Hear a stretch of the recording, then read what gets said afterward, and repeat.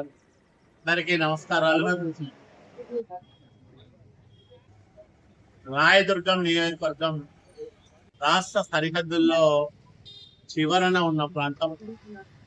ఇక్కడి నుంచి అధునాతన వైద్య సౌకర్యాలున్న అనంతపురం వెళ్ళాలన్నా, హైదరాబాద్ వెళ్ళాలన్నా, విజయవాడ వెళ్ళాలన్నా వ్యయ ప్రయాసాలతో కూడుకున్న వ్యాపారం.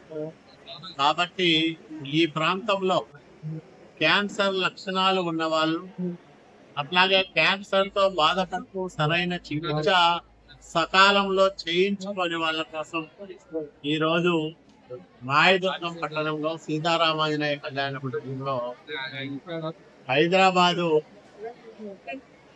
బసవతారకం క్యాన్సర్ ఇన్స్టిట్యూట్ హిందూపురం శాసనసభ్యులు నందమూరి బాలకృష్ణ గారి ఆధ్వర్యంలో నడుస్తున్న అత్యాధునిక ఈ ఆసుపత్రి వైద్యంలో ఈ క్యాన్సర్ నిర్ధారణ పరీక్షలు చేస్తా ఉన్నారు. ప్రత్యేకంగా వాళ్ళు వాహనాన్ని తీసుకొచ్చి ఇక్కడే అవసరమైన పరీక్షలు చేస్తా ఉన్నారు.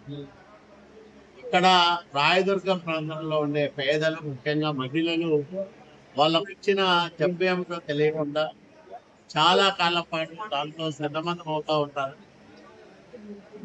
ఆధునిక వైద్య సేవలు పొందే అవకాశం లేక నిరంతరము ఆ వ్యాధితో పోరాటం చేస్తూ ఉంటారు.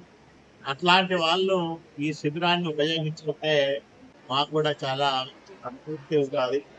ఎందుకంటే క్యాన్సర్ బారిన పడితే జీవితం ఎంత ఇబ్బందికరంగా ఉంటుందో తెలిసిన కుటుంబ సభ్యుని నేను. మా అమ్మ చాలా కాలం క్యాన్సర్ వ్యాధితో బాధపడి చాలా ఇబ్బంది పడింది.